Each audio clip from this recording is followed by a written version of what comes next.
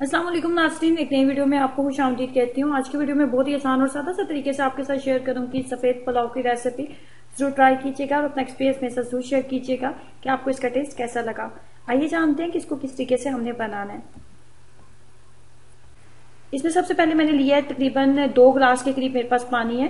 2 glass کے قریب پانی ہے اور اس کے اندر میں نے شامل کیا آدھا کلو کے قریب چکن۔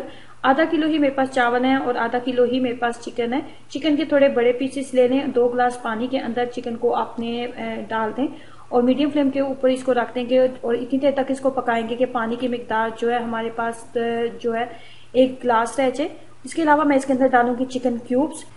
چکن کیوب ڈالنے کی بڑی وجہ یہ تھی کہ جو چکن ہے اس کو میں نے اوور کوک نہیں کرنا، بس ہم نے اس کو فل فلیم کر کے اتنا دیر پکانا ہے کہ پانی 2 گلاس 1 گلاس رہ جائے، تو اس سے چکن کی یخنی اتنی اچھی نہیں نکلتی، تو اس لیے میں نے اس کے اندر تھوڑے سے چکن کیوبز بھی ڈال دیے جس سے یخنی جو ہے تھوڑی سی تھک ہو جائے گی۔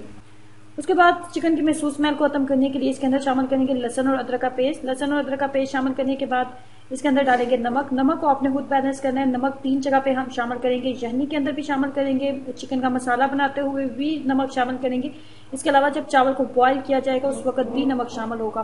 اسے نمک کو آپ نے تھوڑا سا اپنے کیئرفل ہو کے ڈالنا ہے۔ اب میں اس کو اتنی دیر تک کور رکھوں گی کہ یخنی جو ہے تھوڑی سی تھک ہو جائے اور جو پانی 2 گلاس ہے وہ 1 گلاس رہ جائے۔ یخنی ہماری بالکل تیار ہو چکی ہے، پانی 2 گلاس سے 1 گلاس رہ گیا، اس کو کر لیں گے اب سٹین۔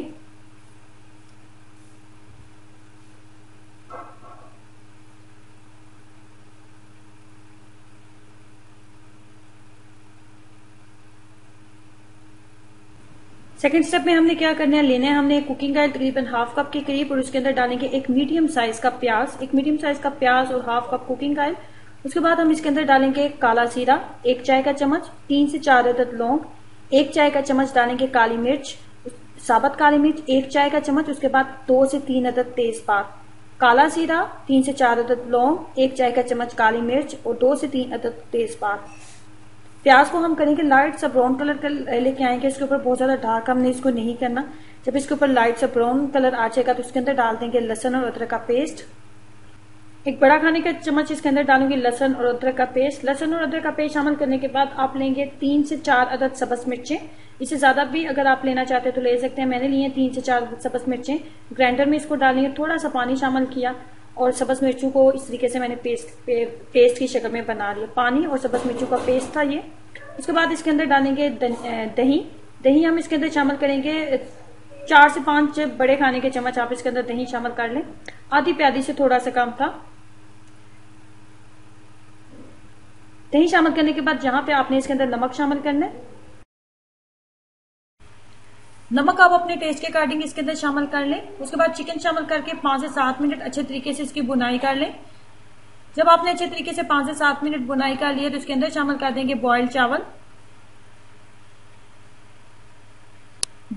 اس کے اندر شامل کرنے کے بعد چاولوں کے اندر یخنی شامل کرنے کے بعد اس کو ڈھکن کے ساتھ کور کر دیں گے اور نیچے فلیم اپ فل کر دیں گے۔ یخنی کی مقدار میرے پاس 1 گلاس کے قریب ہے، 1 گلاس ہی یخنی میں نے اس کے اندر شامل کی ہے۔ یخنی شامل کرنے کے بعد میں نے اس کو ڈھکن کے ساتھ کور کر دیا اور فلیم کو میڈیم رکھا ہے۔ فلیم کو میڈیم رکھیں گے، جب یخنی مکمل طور پہ چاولوں کے اندر ڈرائی ہو چکی ہے تو اس کے بعد ہم اس کے اوپر ڈالیں گے پودینہ اور اس کو 5 منٹ مزید دم کے اوپر رکھیں گے۔